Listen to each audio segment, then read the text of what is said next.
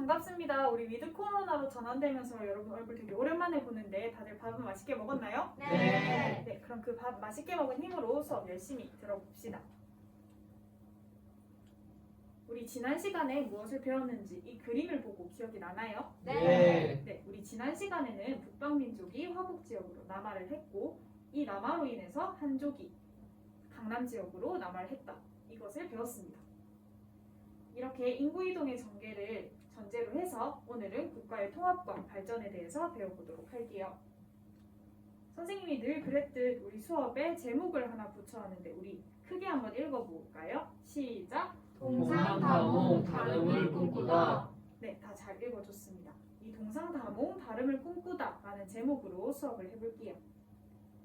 본격적으로 수업에 들어가기 앞서서 선생님이 그림을 하나 그려왔는데 앞에 보이는 그림이 어떤 그림인가요? 우주선이요. 네, 우주선이죠. 우주선에 1번, 2번 이렇게 번호가 붙어 있는데 어느 우주선이 앞에 있는지 우리 손 한번 들어볼게요. 1번 우주선이 앞에 있다. 손 들어볼까요? 손 내려주시고요. 2번 우주선이 앞에 있다. 손 들어볼까요? 네, 손 내려주세요. 우리 친구들 1번과 2번이 비슷한 비율로 나타났는데 선생님이 어느 우주선이 앞에 있는지는 수업 후반부에 알려주도록 하겠습니다. 본격적으로 수업을 시작하는 의미에서 우리 학습 목표 한번 크게 읽어볼게요. 1번 시작! 위진남북조 시기의 시대적 배경을 이해하고 국가 성립의 흐름을 설명할 수 있다. 2번 시작! 자료 분석을 통해 위진남북조의 역사적 상황을 다양한 관점에서 판단할 수 있다. 3번 시작! 각자의 의견이 다름을 인정하며 다원적 관점을 지닌 올바른 민주시민의 태도를 함양할 수 있다. 네, 다들 잘 읽어줬습니다. 오늘 수업은 선생님이 이 표로 진행을 할 건데 여러분은 교과서 페이지를 보고 잘 따라와 주시면 되겠습니다. 자, 3세기에 후한이 쇠퇴하기 시작하면서 중국에는 다양한 나라들이 들어서기 시작했는데요. 대표적으로 위나라, 총나라, 오나라가 등장했습니다. 우리는 이 시대를 삼국시대라고 부르고 여러분이 한 번쯤은 들어봤을 법한 삼국지의 배경이 되는 시대이죠.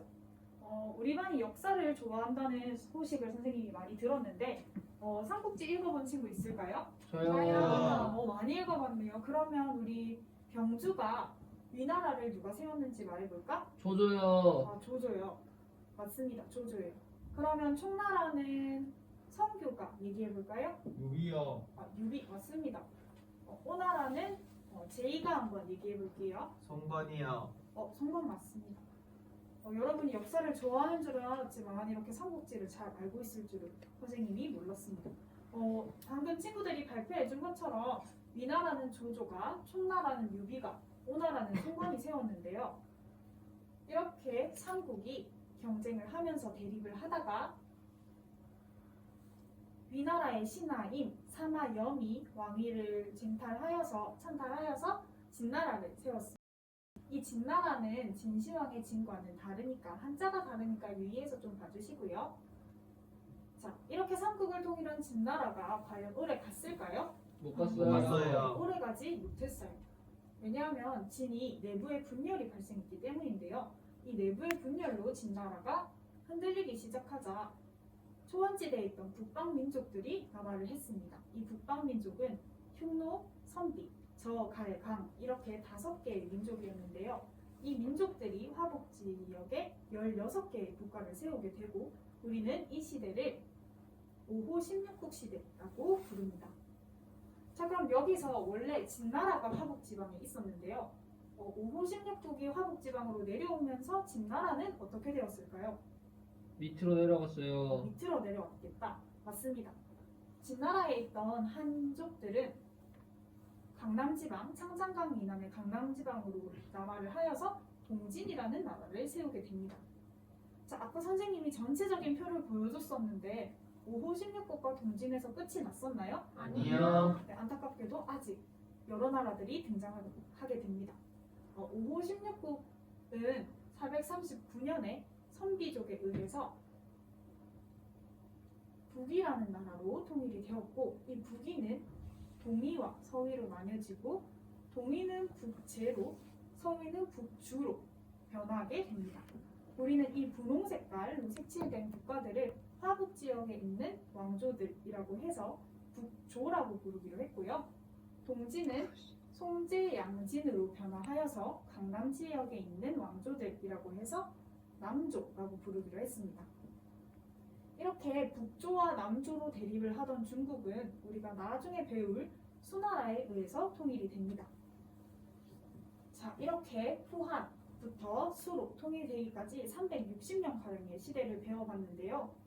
이 시대는 우리가 국가의 앞글자를 따서 위진, 남북조 시대라고 부르기도 합니다. 자, 여기서 질문 하나 할게요. 우리 교과서 42페이지에 위진남북조 시대가 서술되어 있는데요. 우리 위진남북조 시대를 교과서에서는 어떻게 서술하고 있는지, 어떤 관점에서 서술하고 있는지 선생님이 시간을 조금 줄 테니까 읽어보고 판단해 보도록 합시다.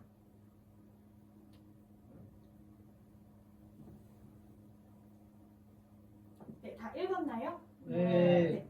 위진남북조 시대를 교과서에서는 어떻게 평가하고 있죠? 부정적이요. 분열과 혼란.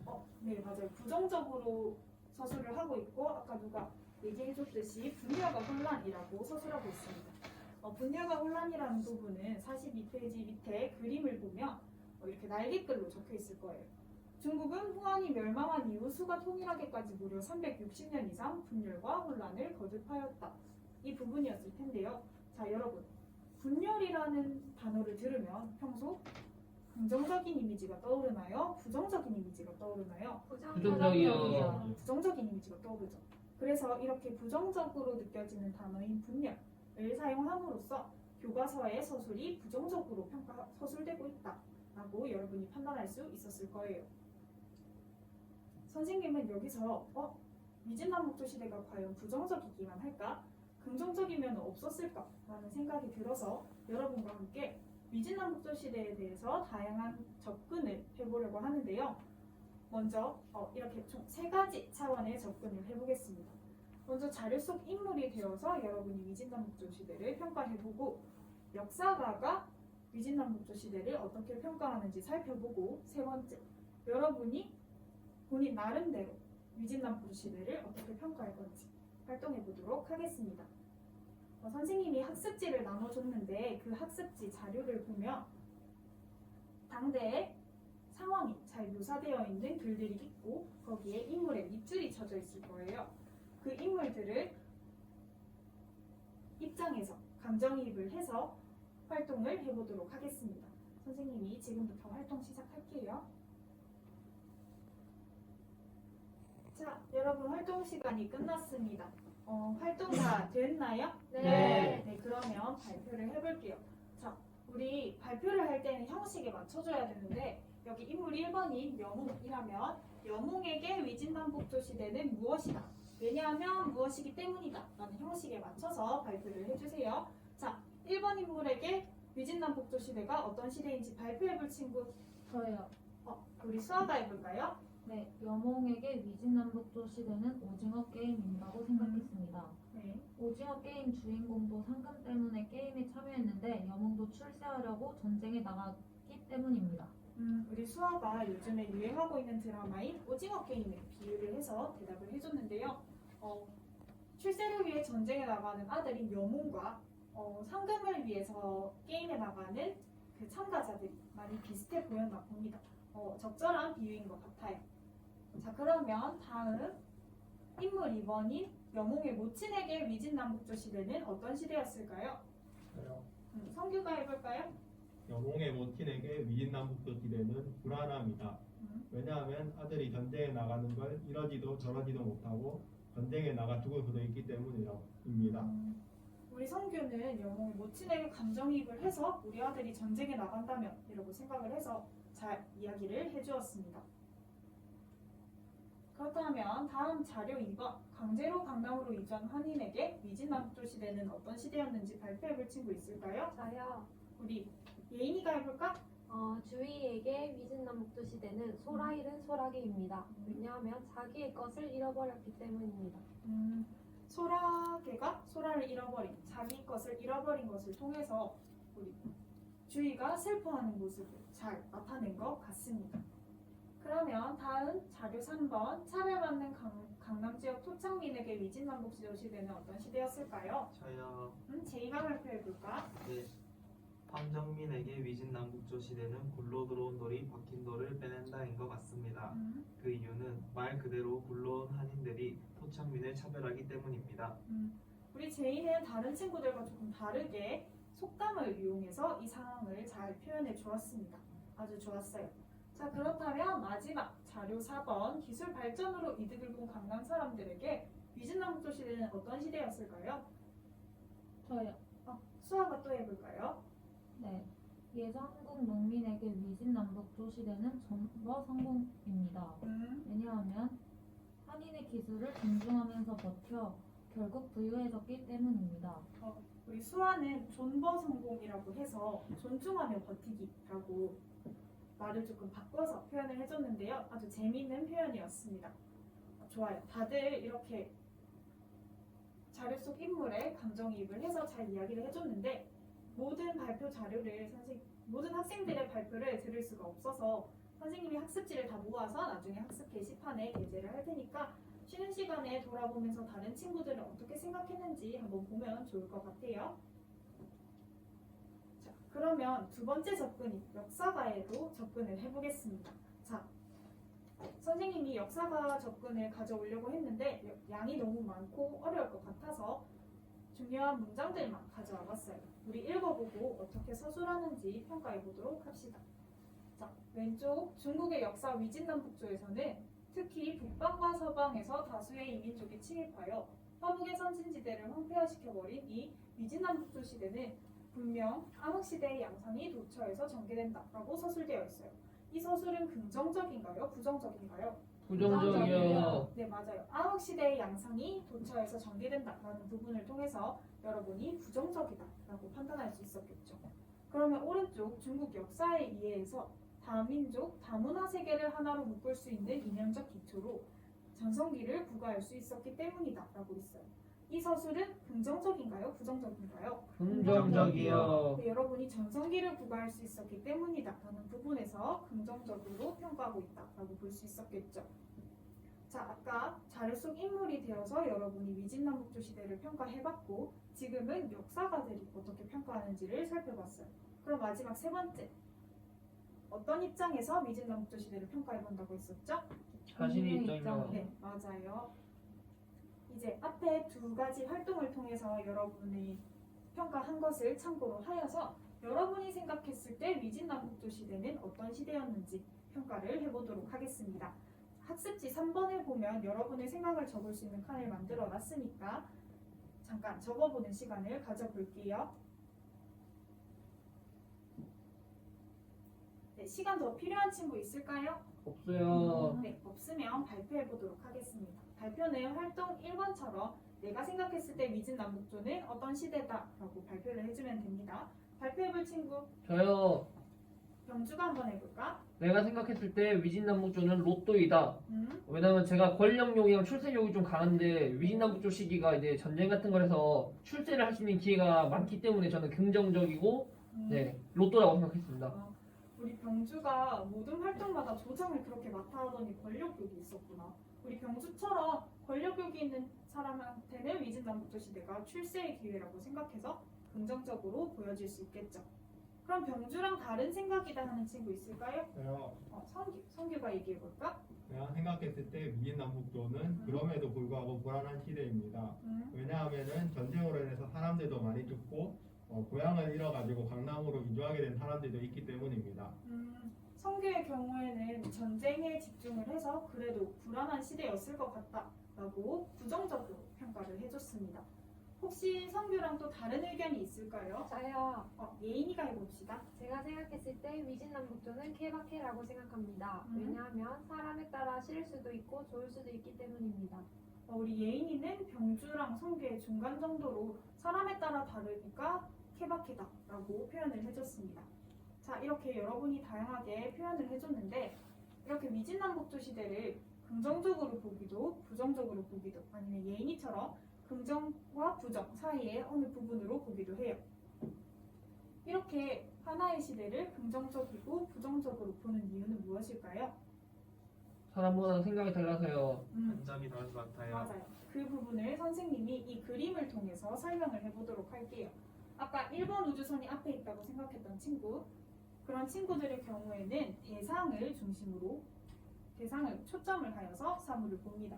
그래서 가장 큰 사물이 가장 앞에 있다라고 판단을 하는 것이고 2번 우주선이 가장 앞에 있다고 했던 친구들, 그 친구들의 경우에는 관찰자가 중심이 되어서 자신에게서 가장 멀리 있는 물체가 가장 앞에 있다라고 판단을 하는 것이에요. 예를 들면 여러분이 급식을 먹으러 갔을 때 급식에서 줄을 섰을 때 나에게서 가장 멀리 있는 친구가 가장 작게 보이는 친구가 제일 앞에서 밥을 먹을 수 있었겠죠? 이거를 생각을 한다면 이 관점의 차이를 이해할 수 있을 겁니다. 자, 이렇게 그림을 두 가지로 이해를 하고 평가를 하고 위진남북조 시대를 다양한 관점에서 평가를 할 수가 있었어요. 이렇게 다양한 평가가 나올 수 있었던 것은 어떤 차이에서 오는 걸까요? 관점 차이요. 네, 맞아요. 관점의 차이에서 오는 것이에요. 자, 그렇다면 아까 그림에서 우주선이 어느 우주선이 앞에 있는지에 대해 정답이 있을까요? 아니요. 없죠. 그러면 수업에 적용을 했을 때 위진남북조 시대를 평가하는데 정답이 있을까요? 없어요. 맞아요. 여러분이 하나의 대상을 평가할 때에는 옳고 그른 것이 없어요. 오로지 다름만이 존재를 합니다. 여러분이 이번 수업 시간을 통해서 이 다르다라는 것을 인지할 수 있었으면 좋겠어요. 자, 그런 의미에서 오늘의 주제 동상다몽 다름을 꿈꾸다라는 주제가 와닿나요? 네. 네, 이 동상다몽 다름을 꿈꾸다는 같은 상황에서 다름을 꿈꾸고 이 다름을 인정을 해서 만음으로 나아간다라는 의미에서 선생님이 지어본 제목입니다. 오늘은 역사 수업이었지만 여러분이 이렇게 하나의 대상에 다양한 관점으로 접근해본 이 경험을 토대로 해서 일상생활에서 하나의 대상을 볼 때 고정적인 잣대를 가지지 않기를 바라는 마음이에요. 여러분이 유연한 태도로 다른 사람의 생각을 인지를 하고 인정을 하고 이렇게 봉생할 수 있게 나아가는 것이 민주시민을 위한 태도가 아닐까 싶습니다. 자, 그러면 수업을 마무리하는 의미에서 우리 학습 목표 읽어보면서 상기해 보도록 할게요. 1번 크게 읽어볼까요? 시작! 위진남북조 시기의 시대적 배경을 이해하고 국가 성립의 흐름을 설명할 수 있다. 국가 성립의 흐름을 설명할 수 있겠나요? 네. 그럼 2번 시작! 자료 분석을 통해 위진남북조의 역사적 상황을 다양한 관점에서 판단할 수 있다. 역사적 상황을 다양한 관점에서 판단할 수 있겠나요? 네. 그럼 3번 시작! 각자의 의견이 다름을 인정하며 다원적 관점을 지닌 올바른 민주시민의 태도를 함양할 수 있다. 다원적 관점을 지닌 올바른 민주시민의 태도를 함양할 수 있겠나요? 네. 네, 여러분의 대답을 들어보니까 오늘 학습 목표 잘 달성한 것 같습니다. 우리 다음 시간에는 앞에 있는 그림과 관련된 내용을 배울 건데요. 앞에 있는 그림 오련도는 토번의 신하가 당 태종을 아련해서 조공하는 그림입니다. 여기서 여러분이 처음 들어보는 단어가 나올 거예요. 조공이라는 단어인데 이 조공이라는 단어는 책봉이라는 단어랑 짝을 이뤄서 동아시아 세계를 설명하는 데 가장 중요한 단어가 됩니다. 이 조공 책봉 관계에 대해서 우리 다음 시간에 배워보도록 하고 오늘 수업은 여기서 마치도록 하겠습니다. 수고하셨습니다.